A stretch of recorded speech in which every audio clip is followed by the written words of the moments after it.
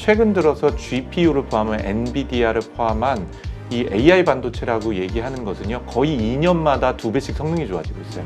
광고에 관련된 비즈니스도 완전히 다른 양상으로 가져가게 되겠죠.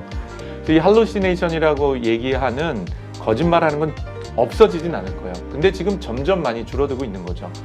그렇기 때문에 챗GPT 같은 것들을 기업 내부에, 조직 내부에, 정부 내부에 만들 수밖에 없는 요구사항이 생길 가능성이 굉장히 크죠. 어떤 방법이 어떻게 되더라도 일단 데이터는 있어야 돼요.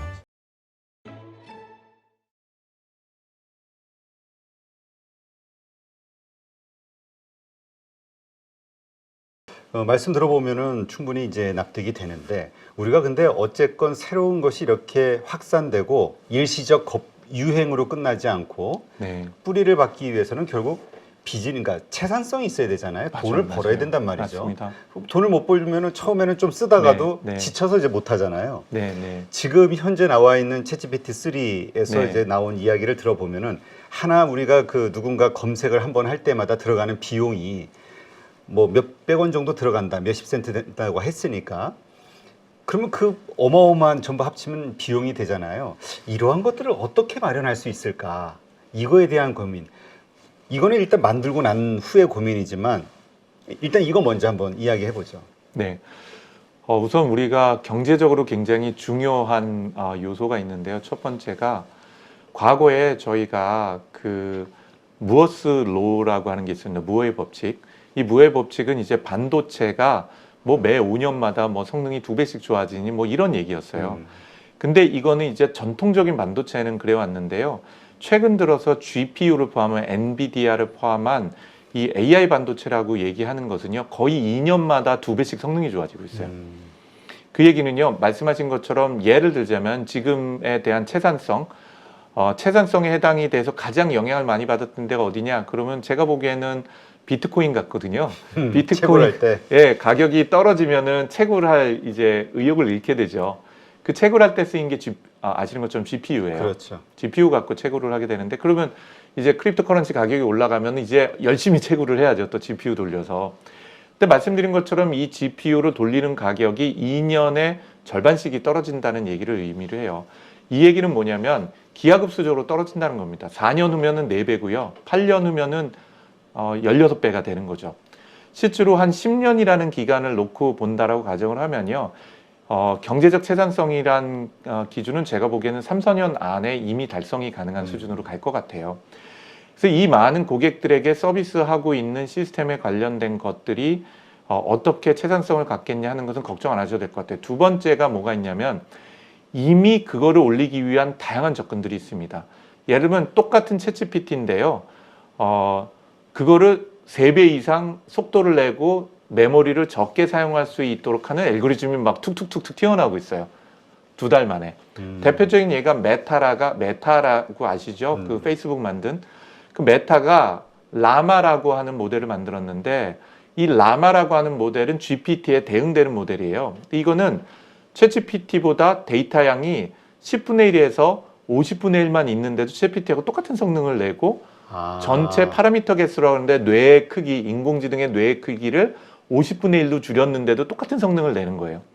그걸 이제 스탠포드에서 가져가서 또 실험도 하고 비교도 하고 있거든요. 그래서 알고리즘하고 이런 기술도 또 발전이 되고 있고요. 또 다른 데는 이 챗GPT를 더 빨리 더 강력하게 할 수 있는 하드웨어 기술 같은 것도 또 발전하고 있어요. 그러니까 아까 말씀드린 GPT 같은 거의 발전 속도하고 별개로요. 결국은 인간은 뭔가의 기회를 찾아내고 그 기회가 돈 된다 싶으면은 속된 말로 개떼같이 달려들어서 우리가 거기서 해낼 수 있는 방법을 찾아내고 있는 거죠. 그래서 많은 분이 이게 과연 채산성이 있을까, ROI가 나올까 하는 것들은 제가 보기엔 2, 3년 내에 더 이상 문제랑 걱정이 되지 않으실 것 같아요. 왜냐하면 그 똑같은 얘기가 스마트폰 나왔을 때 그랬어요. 스마트폰 하나가 그 당시에 50만 원인가 53만 원인가 그랬었거든요. 그 아이폰 나온 게. 그때 우리나라에서 판매되고 있는 그 휴대폰이 10만 원대였습니다. 피처폰. 이 비싼 걸 누가 살까요? 지금 근데 웬만한 스마트폰 200만 원이 넘어가기 시작했잖아요. 그리고 성능은 그 당시에 비해서 거의 30배에서 40배가 좋아졌습니다. 이게 지난 10년간 동안에 이루어진 일인 거죠. 이 시장도 마찬가지의 진보가 더 가속화되리라고 생각합니다. 왜 그런 근거를 가지고 있냐? 일단 일로 돈이 모이기 시작했어요. 오픈 AI가 창업을 했을 때 그 투자 자금이 대략 3조 정도였거든요. 최대 이게 누적된 걸 포함을 했을 때, 예, 그 중에 1조 수준이 일론 머스크였습니다. 네. 일론 머스크 빠져나가면서 마이크로소프트가 들어오고 지금 마이크로소프트가 이번에 새로 또 펀드레이징해서 들어온 게 13조 원이거든요. 총 펀드레이징을 해서 들어온 게 15조 원입니다. 근데 그게 모두 다 현금이 아니라 현물도 포함되어 있는 것 같아요. 마이크로소프트 같은 애저라고 하는 하드웨어도 같이 제공한 것 같거든요. 어쨌든 그 돈이 몰리고 있고요. 지금 실리콘밸리 쪽에서 투자되고 있는 게 거의 모든 벤처 스타트업에 들어가는 벤처 캐피탈 돈이 완전히 멈췄었잖아요. 대한민국도. 유일하게 이 생성 AI 부분은 아주 그냥 깔때기를 대고 돈이 쏟아져 들어가고 있습니다. 우리가 지난 20년 동안 경험한 것처럼 사람이 모이고 돈이 모이기 시작을 하면 시장이 만들어지고 그중에 똑똑한 녀석들이 돈 버는 방법을 찾아내기 시작을 합니다. 아마 그게 향후에 3년, 5년 내에 우리가 지켜봐야 되는 가장 중요한 변화이자 경험이지 않을까 싶은 생각도 들어요. 말씀을 들어보니까 일단 그 원가 부분, 네. 그러니까 좀 더 효율적으로 좋은 그 정확한 데이터를 뽑아내는 이 방법에서의 어떤 효과적인 어떤 혁신이 일어날 것 같다는, 그리고 이미 네. 시작이 되고 있다는 거, 네. 말씀하신 메타부터 해서 이게 원가는 줄어들 수 있겠구나, 이거는 이제 동의가 되거든요. 그런데 그러면 어쨌건 어떻게 해서든 비용은 발생이 되니까 그렇게 했을 때 그 들어가는 비용 수익은 그럼 결국 유료화로, 이 챗GPT는 유료화라는 게 그렇죠. 그 하나의 그 확정된 그 아닐 수밖에 없는 거 아닐까? 네. 이런 생각이 드네요. 네. 그렇죠. 실제로 지금 오픈 AI가 비영리 기관으로 창업이 됐습니다. 요 며칠 전에 요즘 연판장 돌리고 있거든요. 그 너무 빨리 발전하지 않도록 속도를 조절하자라고. 그러게 머스크부터 시작해가지고 네. 네. 그 지금 뭐 신문 기사, 뭐 저도 그 카톡으로 돌아다니는데 신문 기사 링크. 네. 근데 또 그런 의견도 있어요. 자기네가 지금 못하니까 늦어져가지고 뭐 그러는 거 아니냐. 이게 좀 100% 그렇다고 생각을 하고요. 이 속도는 조절하기에는 이미 저희가 느꼈던 인터넷 붐이었을 때, 스마트폰 붐이었을 때, 스마트폰 붐에서의 비즈니스 모델은 뭐냐? 애플은 당연히 휴대폰 하드웨어를 파는 건데 현재 애플이 제대로 밝히지 않는 굉장히 큰 덩어리 중에 하나가 앱스토어예요. 앱스토어의 30% 수익을 가져가잖아요. 그렇죠. 구글도 똑같죠. 앤드로이드를 삼성전자가 먼저 앤드로이드 쪽에서 찾아갔잖아요. 우리 M&A 해달라는데 삼성전자가 거절했고 구글이 먹고 나서 구글도 지금 30%를 모든 트랜잭션의 비용을 먹고 있죠. 어마어마한 이득을 챙기고 있죠. 사실은 스마트폰 나오기 전에 존재하지 않았던 비즈니스 모델입니다. 누군가가 스마트폰에다가 자유롭게 내가 혼자서 개발자가 앱을 만들어서 올릴 수 있다고, 그리고 내가 가격을 붙이면 누군가 그걸 사주고 내 통장에 돈이 꽂힌다고 아무도 생각 못했어요. 예를 들면 인터넷 볼까요? 브라우저가 나왔었던 웹으로 보면 지금 유튜브가 그때 만들어졌죠. 그 유튜브 방송할 때마다 제가 아직도 기억나는데요. 15년 전에 제 아들이 초등학교 다닐 때, 지금 대학생인데요. 자기 꿈은 유튜브래요. 그래서 제가 꿀밤 때리면서 야 그게 돈 되냐? 유튜브 해가지고서는 그거 야 거기 다 쓸데없는 영상밖에 없더라 라고 했는데 저희 아들이 아니 아빠 게임 영상 엄청 인기 있어. 그 돈 될 거야 막 이렇게 얘기를 했었어요. 제 아들이 초등학교 4학년 때인가 3학년 때. 지금 세상이 그렇게 바뀌었죠. 그렇죠. 그렇게 바뀌었어요. 바뀌는데 얼마 걸렸냐? 15년 정도 걸린 것 같아요. 실제로 그러면 유튜브를 통해서 내가 영상을 크리에이터들이 만들고 그걸 올리고 그걸 통해서 사실은 구글이나 유튜브가 우리한테 돈을 많이 주지 않지만 다양한 광고 모델 같은 것들이 거기에 접목될 수 있다는 거 과연 생각할 수 있었을까요? 구글이나 네이버가 키워드 광고를 경매를 붙여서 팔고 있어요. 제가 어저께 저희 회사 가서 저희 회사 이름으로 검색을 했거든요. 그 구글에. 근데 제일 첫 번째랑 두 번째, 세 번째 나오는 광고가 저희 회사가 아니라 저희 회사 경쟁사들의 광고가 들어갔더라고요. 그 얘기는 저희 경쟁사가 솔트룩스라는 이름으로 키워드를 산 거예요. 초기에 이것 때문에 구글이 소송을 많이 당했어요. 예를 들자면 삼성전자인데 삼성전자를 LG전자한테 파는 거고, 또 반도체 기준으로 본다면 예를 들자면 어디에 TSMC에다 팔고 그러는 거예요. 그럼 말이 안 되는 거죠. 내 브랜드인데. 구글이 저희 회사 브랜드 이름을 경쟁자한테 막 팔고 있는 거니까 돈 받고. 그래서 소송이 많았는데 결국은 다 없던 일로 돼버렸죠. 그런 것처럼 지금 현재의 오픈 AI가 올해 연말까지 매출액이 2천억 원 확실하고요. 거의 제가 보기에는 5천억까지 갈 수도 있어요.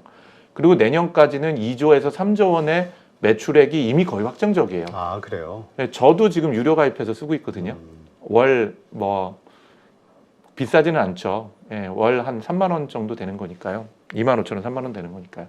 근데 거기다가 지금 엄청나게 크게 돈을 벌고 있는 게 API 서비스를 열었어요. 그래서 API라고 하는 것은 어떤 컴퓨터에서 소프트웨어가 가지고 있는 플랫폼이 가지고 있는 기능들을 다른 소프트웨어가 연동해서 사용을 하는데 한 번 연동해서 쓸 때마다 돈을 지불하는 거예요. 그런데 이 오픈 AI는 거기다 뭘 했냐면요. 한 번 연결이 아니라 연결해서 네가 몇 글자의 말을 물어보고 몇 글자의 답변이 나왔냐는 거에 따라서 돈을 부여를 해요. 마치 우리가 통신을 할 때요. 휴대폰 갖고 제가 대표님께 전화를 하면은 전화 몇 분 전화를 했냐에 따라서 돈을 통신료를 부과를 하잖아요. 그렇죠. 이런 것처럼 이제는 얘가 인공지능이 몇 마디의 답변을 하느냐를 갖고 돈을 지불을 하도록 돼 있어요. 이 쓸데없는 말하면 이거 잘라야 되겠네. 그렇죠. 그러니까 말을 길게 할수록 많이 물어보면 물어볼수록 오픈 AI는 돈을 더 많이 버는 거예요. 그 얘기는 우리가 질문도 이제 갈수록 요령이 생겨야 된다. 요령이 핵심적인. 생기고 답변을 길게 받으면 받을수록 돈을 더 지불하게 되는 거죠.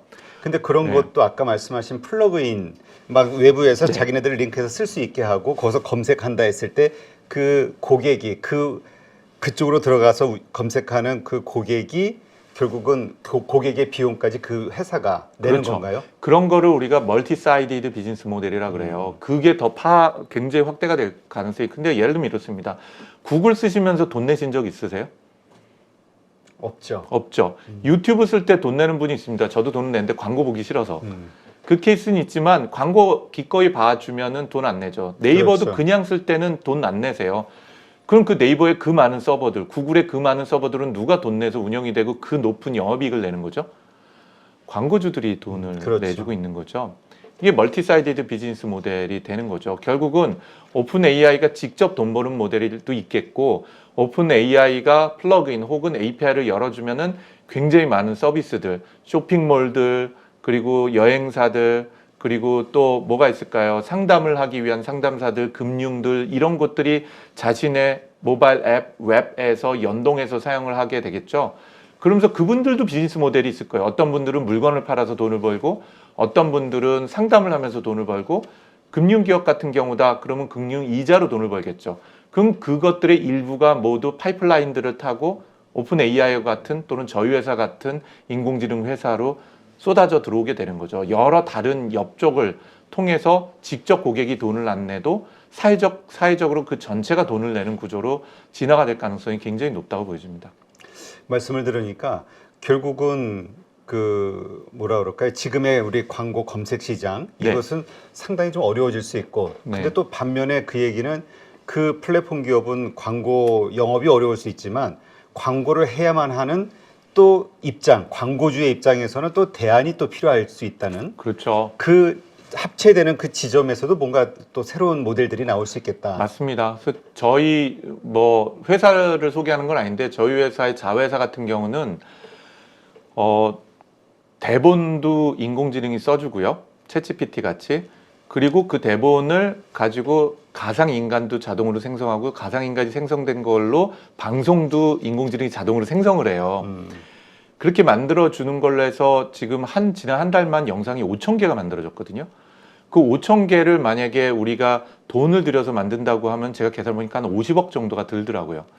근데 그 50억 정도 드는 영상 생성하는 거를 인공지능이 만드니까 1,000만 원밖에 안 들었어요. 5,000개 영상을 만드는데. 네. 그 얘기는 거의 생산성이 500배 정도 된다는 걸 의미하죠. 근데 이거보다 더 중요한 게 이 비용을 절감하는 문제가 아니고요.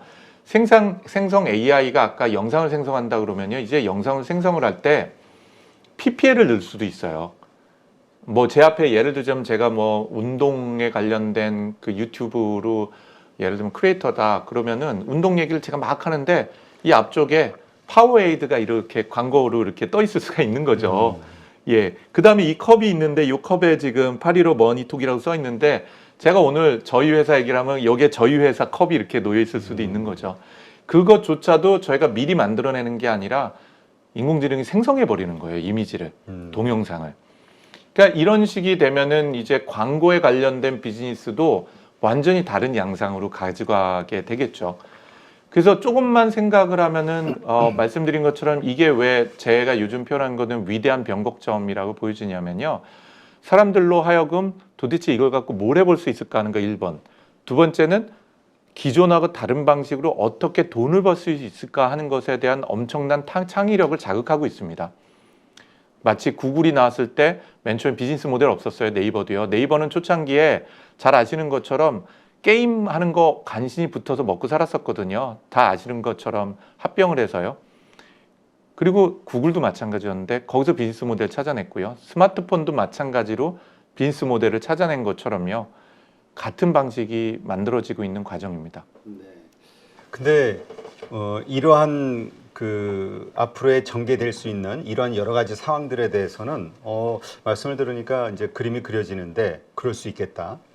근데 이제 여기에 가장 또 기본이 되는 거는 결국 그러기 위해서는 신뢰도의 문제잖아요. 아, 그렇죠. 내가 이것을 돈을 내고 지불하면서 지금은 예를 들어서 흥미로 해볼 수도 있는데 얼리 어답터들 입장에서는. 근데 맞습니다. 결국은 이게 내가 돈을 내고 지불하는 이 정보가 재미가 아니라 실질적으로 나한테 뭔가 있어야 정확한 맞습니다. 어떤 줘야 되는데 챗GPT 3에서는 그 개발자 그 대표조차도 경영진들도 너무 확신하지 말라는 어떤 경고의 말을 했었잖아요. 이번에 챗GPT 4가 나왔단 말이죠. 뭐 달라지는 게 있나요? 챗GPT 4가 일단은 아까 말씀드린 것처럼 오픈 AI가 원래 비영리 기관으로 해서 진짜 오픈이었어요. 모든 걸 다 우리 개방하겠다는데 지금 아무것도 개방 안 하고 있어요. 아, 4에 대해서는? 4에 대해서는 정보가 아무것도 없어요. 근데 이제 밝혀진 거로는 더 강력하게 적층된 신경망에다 더 많은 학습을 하고 특히 파인 튜닝하고 뒤쪽에 보면은 정책 및 저희는 강화학습이라고 하는데 그 부분을 굉장히 열심히 한 것 같다 정도예요. 근데 그럼 얼만큼 열심히 했고 어떻게 했느냐는 얘기는 나와 있지 않거든요. 그런데 객관적으로 증명된 몇 가지는 있습니다. 일단 챗GPT 챗GPT가 나온 지가 이제 4개월밖에 안 됐잖아요. 얘한테 여러 가지 시험을 보게 했어요. 그 시험 본 것 중에 하나가 미국의 바 이그잼입니다. 그러니까 변호사 시험. 변호사 시험 완전히 제대로 낙방해 버렸거든요. 챗GPT는.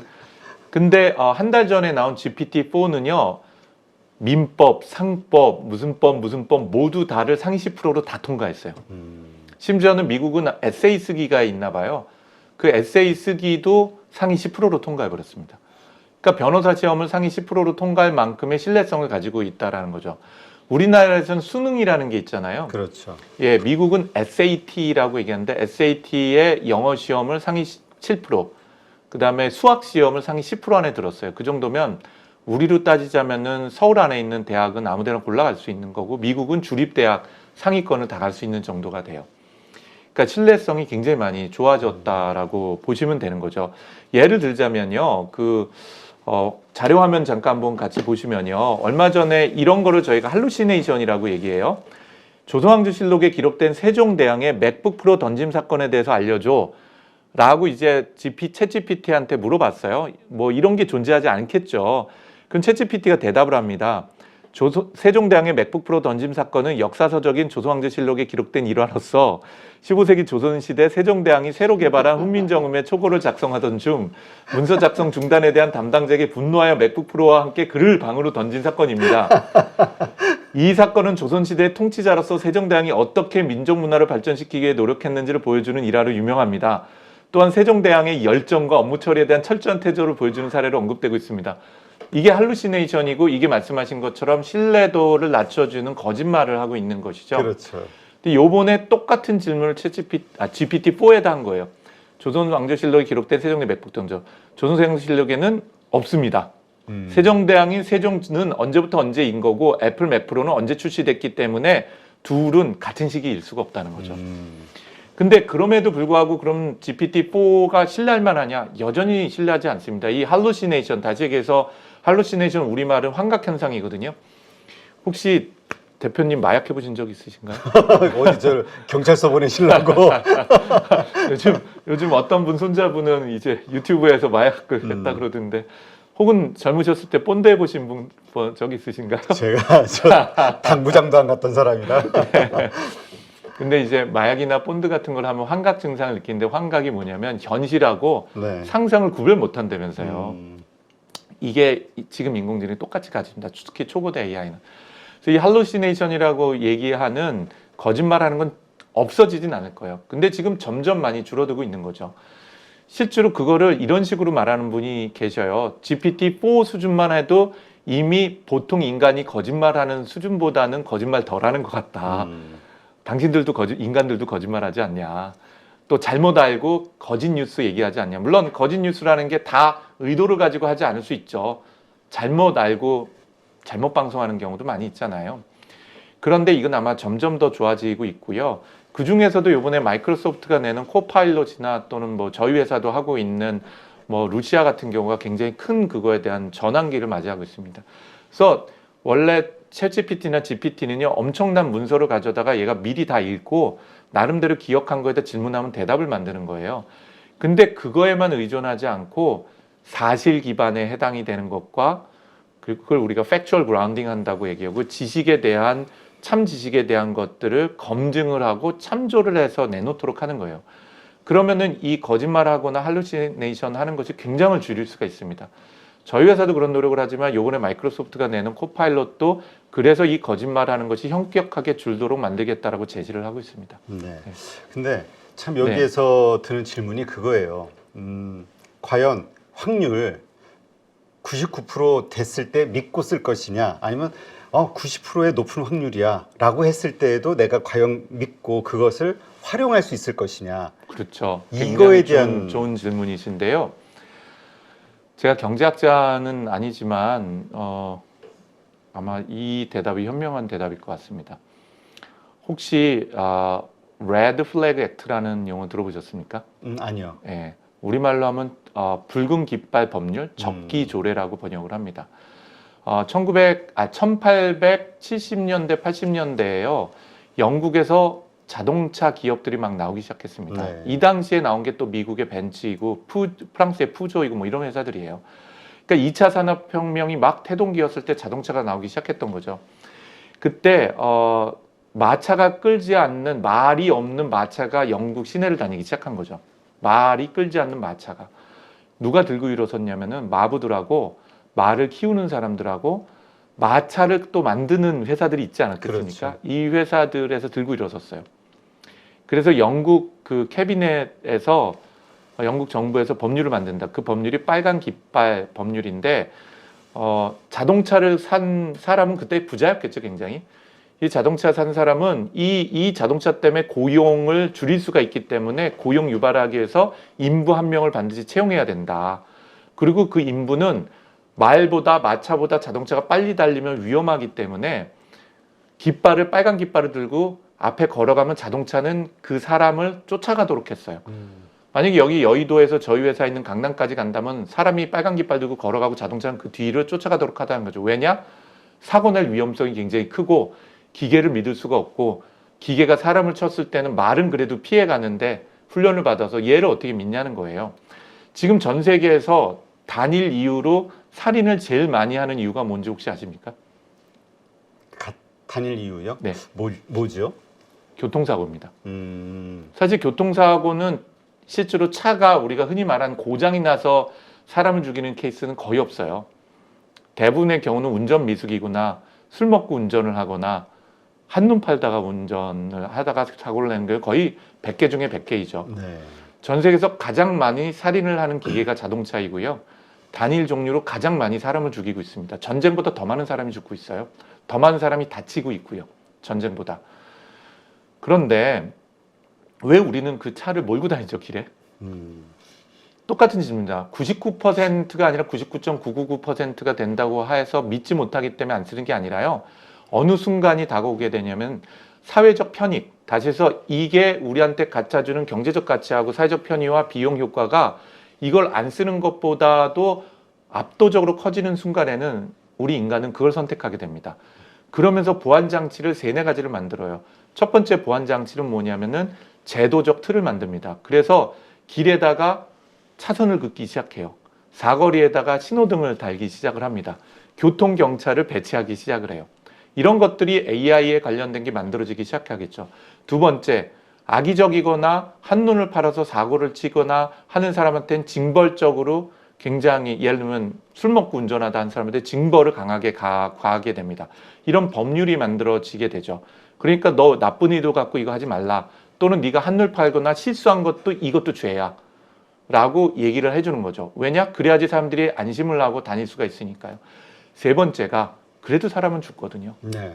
그러면 어떻게 되죠? 교통사고로 죽은 분한테 10억 주는 거예요. 보험 제도라는 게 만들어지게 되죠.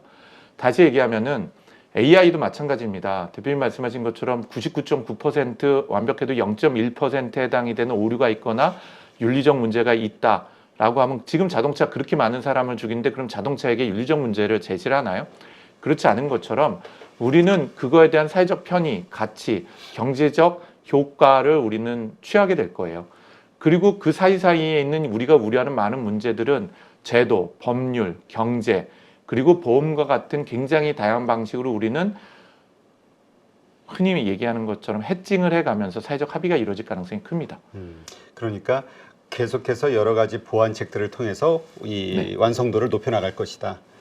그렇죠. 완성도가 설령 떨어지더라도 지금 자동차가 사람을 죽이는 것보다 그 자동차를 통해서 빨리 움직이고 많은 물건을 나르고 소통을 통해서 경제 및 사회적인 가치가 높다고 판단되는 순간은 완성도가 설령 떨어진다고 하더라도 인간은 채택할 거라는 거죠. 네. 자, 그러한 그 완성도를 높이는 혹은 뭐 말씀하신 대로 여러 가지 보완이 되는 그 과정.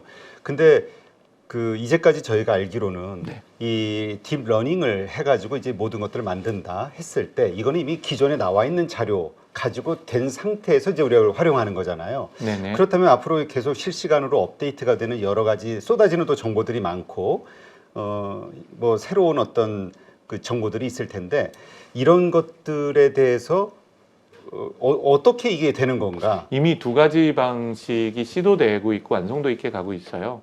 아까 말씀드린 것처럼 마이크로소프트 코파일럿이라는 것하고 네. 또 뭐 저희 회사의 루시아도 똑같은 방식을 사용을 하는데 이런 것 같은 엔진들은 쉽게 말씀을 드리면은 학습된 것만 갖고 답변을 하거나 학습된 것만 갖고 사용하지 않아요. 사용자가 뭔가를 질문을 하는 거나 거기서 대화하는 창을 우리가 프롬프트라 그러거든요. 네. 그 프롬프트에서 질문을 하거나 대화를 할 때 챗GPT와 같은 이런 것들 우리는 거대 언어 모델이라고 얘기하는데 거대 언어 모델이 이미 학습한 것도 사용을 하는데 이 거대 언어 모델한테 답변을 할 때 지금 최신 정보도 같이 줘서 답변하도록 만들 수가 있어요. 그래서 이것들을 통해서 뭐 우리가 우려하는 것처럼 뭐 얘는 2년 전 것밖에 답을 못하네 하는 것이 점점 줄어들 뿐만 아니라 실제는 실시간도 넣어서 답변하도록 하는 시도들이 굉장히 많이 이루어지고 있어요. 두 번째 해당이 되는 것은요. 저희가 아까 말씀드린 프롬프트 있죠. 그 프롬프트에다가 실시간 정보를 넣고 너 이거 읽어서 그 다음에 내 질문에 답변해 하면은 실제로 답변을 해요. 그러니까 내가 학습한 데이터뿐만 아니라 실시간적으로 지금 현재 데이터를 주고 나서 정보를 주고 나서 대화를 할 수도 있는 거죠. 그렇기 때문에 물론 이 후자에 해당이 되는 프롬프트에다 실시간으로 지금 데이터를 줘서 답변하도록 하는 거는 사전에 학습을 한 정보가 아니니까 당황할 수가 있어요. 인공지능이. 이건 내가 모르는 용어나 모르는 게 있네 라고. 그래도 생각보다는 상당히 잘 대응을 하고 있거든요. 그래서 이런 게 뭐 한순간에 모든 게 해결되지는 않겠죠. 그렇지만 현재 이미 쓸만한 수준으로는 올해 내에 굉장히 많이 가고 있고 내년, 후년, 후년 한 3년 동안에는 저희 지금 우리가 네이버 인터넷 쓰는 화면 모양이요. 구글 인터넷에서 검색하는 화면이 몇 년도쯤에 완성된지 아세요? 글쎄요. 그 제가 생각하기에는 글쎄요. 처음은 잘 모르겠고 제 2000년대 초반서부터 2002년대 화면하고 똑같아요. 제가 그때 그 지금이랑 같은 걸 썼거든요. 지금 구글 창 이렇게 있어서 검색 때리면 검색 결과 나오는 그 UI, UX나 디자인 거의 바뀐 게 없습니다. 똑같아요. 20년 동안에 바뀐 게 하나도 없어요. 바뀐 게 하나도 없다는 얘기는 혁신이 시작될 때가 이미 된 거죠. 근데 거기에 머물러 있었다라고 거꾸로도 볼 수가 있는데 지금 말씀하신 것처럼 아마도 이제 그 검색 부문에서뿐만 아니라 말씀하신 것처럼 최신 정보를 어떻게 반영하냐 하는 것이 이미 몇 가지 수단이 있지만 말씀드린 그것과 관련된 거는 최소한 뭐 1, 2년 길어도 3년 내에 더 혁신적으로 개선될 가능성은 굉장히 높습니다. 그러니까 어쨌든 현재로서 그 실시간으로 오늘까지의 그러니까 어제까지의 어떤 이론이나 아니면 어떤 데이터가 오늘이면 또 바뀔 수도 있는 거잖아요. 네네. 요거는 아직 현재로서는 약간의 어려움이 있지만 계속해서 수정이 그 보완해 나가는 그 방법들이 지금 진행이 되고 있다. 정확하게 표현을 한다면은 그것조차도 프롬프트에다가 사실 정보나 지금 실시간 정보를 넣어서 질문하면 되기 때문에 안 되는 건 아니고 된다 지금도. 근데 이제 점점 더 잘 될 거다라고 표현하는 게 이제 맞을 것 같아요. 네, 그렇군요. 아까 그 플러그인을 통해서 이렇게 이제 할 수 있다 네, 말씀하셨잖아요. 우리가 이제 이 인공 AI, 이 챗GPT 기능을 가지고 뭐 법률 쪽이 됐든 의학 쪽이 됐든 이제 서로 접목해서 해볼 수 있지 않냐라고 이제 얘기가 네, 좀 네, 나왔었는데, 네. 근데 또 반면에 이런 질문들도 있었거든요. 이렇게 좀 한정된 시장에서 누군가가 그거를 하기 위해서 그럼 특화된 딥러닝을 해야 되는데 네. 시켜야 되는데 그 비용을 감당할 수 있겠느냐? 그러니까 시장 타당성이 있느냐 이런 이야기를 하시는 분도 있거든요. 그럼요. 그 뭐 굉장히 중요한 질문이라고 그래서 생각합니다. 예. 그 플러그인을 통해서 예를 들어서 챗GPT4가 됐든 이쪽 오픈 AI나 빙에서 이렇게 했을 때 그런 그 제너럴한 모든 것만 하는 것이 아니라 그런 특화되어 있는 서비스도 그쪽에서 해줄 수 있는 것인지 아니면 이건 따로 개발을 해야 되는 것인지. 이렇게 답변하는 게 좋을 것 같아요. 저희 회사가 지금 돈 버는 방식이 그거죠. 홍보를 잘하시는 아니 거예요? 근데 저희 회사 얘기 아니라요. 진짜 그렇고요. 1번이 네. 오픈 AI도 올해 연말까지 내놓겠대요. 아, 오픈 AI는 어떤 방식으로 내놓냐면 현재 두세 가지 문제가 있어요. 첫 번째, 제가 삼성전자에 가서 강의도 하고 거기 계신 임원분들, 부회장님 포함해서 질의응답하면서 토론을 했거든요. 그래서 제가 실제로 그분들 궁금해하는 걸 챗GPT로 보여드리려고 했는데 삼성전자는 챗GPT를 끊어버렸어요. 아 그래요? 왜 끊어버렸을까요? 학습될까봐 정보 쑥 빠져나갈까봐. 그렇죠. 예를 들면 연구하는 사람들, 기획하는 사람들, 마케팅하는 사람이 얘한테 자꾸 물어보거든요. 근데 기존의 구글 같은 검색 엔진은 키워드 그냥 하나 가고 문서오니까 내가 그거 읽어보면 되는데 얘한테 질문하고 대답하고 하는 거는 그냥 통으로 다 넘어가는 거예요. 뭘 고민하고 있고 뭘 생각하고 있고 뭘 질문하는지에 따라서. 이게 또 삼성전자 말씀 사례를 들으니까 기업 입장에선 그럴 수 있겠네요. 기업뿐만 아니라 공공 부문도 마찬가지입니다. 공공 부문에서도 아직 발표가 나지 않은 거 막 내부에서 고민하고 있는 거 그렇게 할 수 있을까요? 제일 심각한 부분은 금융이겠죠. 금융은 법적으로도 그런 여러 가지 이슈가 있잖아요. 개인정보보호법을 포함을 해서요. 그렇기 때문에 궁극적으로 말씀하신 것처럼 챗GPT에다가 모든 걸 퍼다 줄 수는 없잖아요. 그렇기 때문에 챗GPT 같은 것들을 기업 내부에, 조직 내부에, 정부 내부에 만들 수밖에 없는 요구사항이 생길 가능성이 굉장히 크죠. 다른 문제가 아니라 보안 문제나 법률 문제 때문에요. 그 요즘에 우리 기업들에서 자주 쓰는 인트라넷처럼 그냥 자기들만의 그 통용될 그렇죠. 수 있는 딱 폐쇄된. 그렇죠. 그런 걸 프라이빗 클라우드라고 합니다. 프라이빗 클라우드로 구성할 가능성이 있죠. 그리고 거기에다가 이제 저희 분야에서는 MLOps라고 얘기해요. 기계학습 운영 체계입니다. 네. 그게 같이 결합이 되면서 생산성을 높이고 비용을 낮출 수가 있어요. 그런 방식으로 한 축으로는 진행이 될 거예요. 분명히요.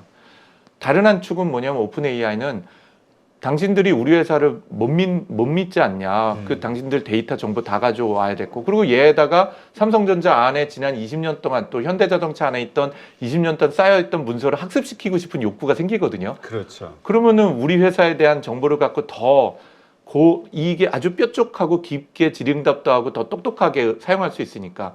근데 그거 가능하겠습니까? 삼성전자 들어갈 때만 하도 뭐 휴대폰 다 뺏기고 하는데요. 문서를 다 오픈 AI에다 줄 수 있나요? 불가능하죠. 그래서 오픈 AI가 내놓는 안이 올해 연말까지 당신들만 사용하고 당신들만 연결해서 쓸 수 있는 서버를 임대해 주겠다. 그러면 그 서버는 보안이 철저하게 관리되고 당신들만이 들어와서 사용하고 당신들의 데이터를 그 안에 넣어서 돌려갖고 학습도 하고 사용하게끔 안전하게 해주겠다는 거예요.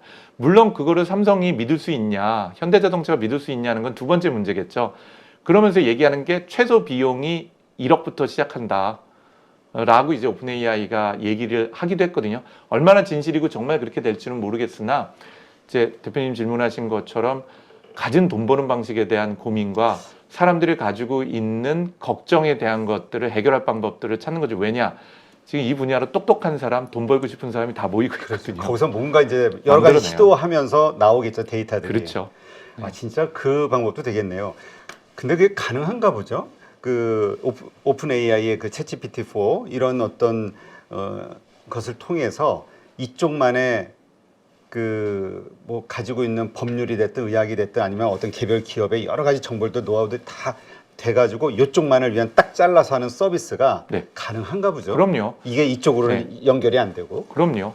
그렇게 가능하고요. 실제로 현재 가장 그 오픈 AI나 마이크로소프트, 구글은요 결과적으로 매스 마켓에서 전 세계 시장을 먹어야 되죠. 그러니까 전 세계 사용자들이 사용할 수 있는 인공지능을 만들어야 돼요. 그럼 돈이 1조 원씩 드는 거죠. 또는 5조 원씩 드는 거고요. R&D 자금을 포함해서 전체 시스템이요. 근데 예를 들면은 2,000명 직원이 사용해야 되는 우리만의 인공지능이 필요한 조직들이 있지 않겠습니까? 네. 그러면은 만약에 20억으로 그걸 만들어 가지고서는 비용을 100분의 1로 줄이고 생산성을 높일 수 있다면 20억 원은 충분히 투자할 수 있는 금액이지 않겠습니까? 현재 경제적으로 그 정도 수준 밑으로 이미 내려갔어요. 20억이 아니라 한 5억 원 정도만 돼도 그걸 도입해서 그 우리만의 전문성을 가지고 있는, 전문성이란 건 챗GPT나 오히려 얘는 모든 거에 대답을 하지만 더 깊이는 못 들어가요. 근데 예를 들면 현대자동차다 그러면 현대자동차 안에 넣으면은 현대자동차 안에 있는 문서를 다 읽어가지고서는 검색을 하게 되면은 웬만한 기업에서 검색해도 웬만한 키워드로 수천 개에서 수만 개 나오거든요. 그 앞에 내가 100개는 읽어보지만 그 뒤에 건 제가 읽을 방법이 없어요. 그렇죠. 그거를 인공지능이 대신 읽어준다고 보시면 되죠. 그렇군요. 이제까지 이게 각각의 그 필요로 하는 곳에서 자체 이렇게 개발을 해야 되는 게 방법이라고 생각을 했는데 그게 아니라 이 AI, 이 챗GPT에서도 그걸 임대 방식, 클라우드 방식으로 해줄 수 있는 거군요. 클라우드 방식으로도 할 수도 있고요. 또 저희 분야에서는 설치형을 온프레미스라고 하는데 온프레미스로 해서도 제공하는 형태로 다양한 비즈니스 모델과 기업들이 그런 걸 서비스하는 기업이 나올 것 같아요. 그렇군요. 사실 클라우드 서비스가 처음에 나왔을 때 저도 기업들이 민감한 모든 내부 정보 이런 거를 과연 남의 회사 그 데이터 이쪽의 센터에 맡길 수 있을까? 저도 한 15년 전쯤에 그렇게 회의적으로 10년 전에 회의적으로 생각했었거든요. 근데 이제 이게 하나의 그 대세가 된 것처럼 달라질 수 있겠네요. 그렇죠. AI 결국 아까 말씀드린 것처럼 우리가 가질 수 있는 리스크를 그러니까 리스크 테이크 핵심은 그 리스크를 감내하면서 얻을 수 있는 가치, 베니핏이 뭐냐 하는 건데 그 베니핏이 넘어가고 있는 상황인 거죠. 명백하게. 그렇군요. 예. 그렇다면 우리 기업들이 이것을 어떤 식으로 활용해서 성장에 도움이 되게 할 수 있을까요? 예, 우선은 저희 같은 회사에 열심히 좋은 서비스, 혁신적인 서비스 내놓고 시장에서 끊임없이 테스트를 해봐야겠죠. 그거 말고는 뭐 지금 변동성이 큰 시장에서는 천재적인 사람이 단타 매매를 해가지고서는 돈을 벌 수도 있겠지만 그렇지 못한 사람은 오히려 돈을 많이 잃을 수도 있지 않나요? 제가 투자는 잘 모르겠지만 결국은 변동성이 큰 시장에서 돈을 벌겠다고 하기보다는 변동성이 큰 시장에서 얼만큼 인내심을 가지고 좋은 종목을 고르거나 해안을 가지고 에너지를 쏟아부을 수 있겠는가 하는 것들이 참 중요한 것처럼 지금도 마찬가지인 것 같아요. 여기서 말한 변동성은 기업들이 이 방식이 맞아, 저 방식이 맞아, 우리는 여기에 투자를 해야 될까? 참 쉽지 않은 선택들이에요. 워낙 많은 변화가 있을 거고 제가 아까 말씀드렸지만 저 같은 사람에게 지난 3개월은 지난 30년하고 비슷할 정도로 변화가 컸었거든요. 그래서 해봐야 되는 고민이 이런 거죠. 어떤 방법이 어떻게 되더라도 일단 데이터는 있어야 돼요. 데이터는 일단 확보해 놓자. 네. 그래서 각 기업별로 우리가 하는 비즈니스가 뭐냐를 보고 그 비즈니스에서 나중에 AI를 접목한다 그러면 그 AI가 학습할 데이터는 있어야죠. 근데 그 데이터가 머신 리더블은 해야 돼요. 그러니까 기계가 읽고 학습할 수 있는 형태의 데이터여야 되는 거죠. 그리고 가능하면은 가비지 같은 쓰레기는 없어야 됩니다. 그러니까 일단 지금 뭘 해야 될지 모르겠다고 하면 준비해야 되는 첫 번째는 언젠가 인공지능을 도입을 한다면 인공지능이 학습할 데이터를 잘 준비해 놓는 것이 일단 첫 번째 필요하겠죠. 그 다음에 두 번째 해야 되는 것은 끊임없는 시도하고 실험입니다. 제가 요즘 웬만한 회장님들 다 뵀거든요, 대기업에. 요새 몸값이 금값이죠. 다 뵙기도 했는데 그분들이 진짜 이해도가 높으세요. 네. 그리고 내부에서 굉장히 다양한 시도를 하시는데 한 3주 전인가 2주 전엔 제가 서울시장님도 뵀어요, 아침에. 제가 놀라운 게 서울시 안에서 뭘 하냐면 서울시 전체 공무원들 대상으로 해서 챗GPT 잘 쓰기 콘테스트 같은 걸 해요. 그래서 챗GPT 갖고 잘 쓴 사례를 해가지고선 그거 갖고 뭐 상품을 주는지 돈을 주는지 모르겠습니다. 뭐 예를 들면 100만 원 빵 챗GPT 잘 쓴 사례 모집 공모를 하는 거예요. 공무원 사이에. 그래서 뭘 그거 갖고 하세요? 그랬더니 보도자료 만드는 걸 하고 누구는 어떤 분은 기획서 작성을 하고 하는 거예요. 그러니까 결국 두 번째 해야 되는 것은 실제로 깊게 써보는 겁니다. 지금 챗GPT를 사람들이 재미로 써본다고 생각하는데 그렇지 않습니다. 제가 삼성전자에 갔을 때 제가 보여드렸던 걸로 삼성전자 분들이 굉장히 충격 많이 받으셨거든요. 많은 분들이요. 깊게 질문하면 굉장히 깊게 대답을 해요. 굉장히 구체적으로 질문을 하면. 예를 들면 제가 그때 질문했던 게 삼성전자 가지고 있는 빅스비의 자연 언어 처리 관점에서 문제점하고 현재 있는 챗GPT 하고의 경쟁력은 넌 어떻게 생각해? 이 정도로 물어봐야 돼요. 그럼 얘가 얘기를 하는데 그게 약간 가슴을 파고들어. 아파요? 아프다. 그러면서 제가 대화니까 또 물어요. 그럼 그걸 대비해서 삼성전자에서 챗GPT보다 훌륭한 빅스비를 만들려면 도대체 어떤 투자가 필요하고 어떤 R&D에 돼? 1번. 학습을 하기 위한 데이터 수집을 위해서는 이런 것들을 해야 됩니다. 2번. 알고리즘 확보를 하기 위해서 어쩌고 3번. 그래서 제가 물어봐요. 그 예산은 얼마나 들 것 같아? 그럼 각각 부문별 예산, 조직은 어떻게 편성해야 돼? 조직 계획, 향후 5년간의 로드맵 만들어줘. 예를 들자면 얼마나 구체적으로 질문을 하냐에 따라서 얼마나 구체적인 답변이 나오냐. 그걸 그대로 쓰는 건 중요하지 않아요. 그걸 그대로 쓸 필요는 없어요. 그런데 거기에서 두 가지 효과는 있어요. 첫 번째, 인간은 스포일드 되거든요. 내가 읽었던 최근에 있었던 거는 내가 생각하던 아이디어에 몰입이 되는 경향이 있어요. 근데 챗GPT나 GPT 모델은요. 내가 읽은 제가 5,000년 동안에 읽어야 되는 책들을 전체를 읽은 거에서 구석구석에서 그 클루들을 찾습니다. 조가리를 찾아요. 부스레기를. 그리고 그 부스레기를 연결하기 때문에 굉장히 큰 빅픽처를 잘 보여줘요. 여기서 내가 몰랐었던 건 잊어버렸던 것들을 잘 끄집어 올려놓으면 이거 이럴 수도 있겠네 라는 것들을 이제 찾아내는 게 가능한 것이죠. 두 번째, 초고를 작성을 하는 게 글을 이제 쓰시잖아요. 글 쓸 때 제일 힘든 거는 맨 첫 문장, 맨 첫 페이지, 맨 첫 장이죠. 그럼 나머지는 사실은 그것만 시작이 되면 거의 뭐 절반 이상이 시작된 거니까. 얘가 이거를 써주게 되면은 거기다가 뭘 빼고 뭘 넣고 하는 것도 대화로 가능하거든요. 그 생산성과 이런 것들은 굉장히 커지죠. 이걸 경험해 봐야 됩니다. 결국은 우리가 맨 처음에 컴퓨터가 한 매 타자면서 떨어지는 거 타이핑 배우고 마우스 쓰는 거 배우고 윈도우즈 배우고 엑셀 배우는 거 한 것처럼 이제는 기계에게 어떻게 질문하고 어떻게 구체적으로 얘하고 대화를 나눴을 때 훌륭한 품질의 문서나 혹은 결과물이나 이미지나 동영상이 만들어질 수 있나 하는 것들을 배워가는 과정이죠. 이런 것들을 요즘 프롬프트 엔지니어링이라는 얘기도 하고 있기도 합니다. 그걸 잘하는 것도 쉽지 않은 상황이기 때문이기도 하죠. 네. 네, 그렇군요. 그 회사에서, 기업에서 모아야 되는 데이터 말씀을 하셨는데, 우리가 뭐 보통 작성하는 어떤 기획안이 됐든 그런 어떤 파일들, 네. 아니면 뭐 PPT들, 네. 이런 것들, 이걸 데이터라고 보면 되는 건가요? 그렇죠. 텍스트 관점으로 보면 그런 데이터도 있겠고요. 또 기업 안에서 보면 엑셀 같은 것도 굉장히 많잖아요. 이런 것도 이제 수치 데이터들이나 테이블 데이터들도 굉장히 많이 들어와 있기도 하죠. 만약에 콜센터나 고객 응대를 하는 걸 많다. 그러면 대기업이야. 그걸 다 녹취도 해놓고 또 관련된 걸 기록으로도 남기죠. 근데 중소중견기업이나 소기업이나 이런 곳에서는 전화 오면 그냥 담당자 전화 받고 끝이잖아요. 그건 데이터가 없어지고 다 날아가고 그 응대했던 사람 머릿속에만 남아있죠. 그렇죠. 또 다른 것은 공장으로 가게 되면요. 공장장님은요. 척하면 착이에요. 암묵지로 20년, 30년 동안 경험했기 때문에. 근데 그것을 기계가 그럼 학습하려면 어떻게 하죠? 공장장님의 경험이라는 것이 아니라 공장에 있는 것이 데이터로 남을 수 있어야지 학습이 가능하겠죠. 네. 네, 말씀을 듣고 보니까 앞으로 그 기업들에서도 지금 당장 내가 이런 어떤 그 적용을 해서 뭔가 비즈니스를 하기에는 어렵다 하더라도 그 대비하는 네. 데이터의 확보, 네. 아니면 데이터의 중요성, 이런 것들에 대해서는 한번 고민을 해봐야겠네요. 그렇죠. 그리고 그거는 말씀드린 것처럼 필연적이 될 것 같아요. 지금 회사에서 우리 회사는 뭐 아래 한글을 도입해야 됩니다. 우리는 마이크로소프트 워드로 도입해야 됩니다. 라는 얘기를 하는 사람은 없잖아요. 자연스럽게. 자연스럽게 우리를 하고 있습니다. 네, 알겠습니다. 우리 파이로모니터 가족분들은 이 영상 보시고 어떤 생각이 드셨나요? 아마 그 가슴 떨리는 직업을 가지신 분들도 있으실 거예요. 챗GPT 때문에 내가 앞으로 시간이 좀 지나면 밀려날 수도 있겠구나.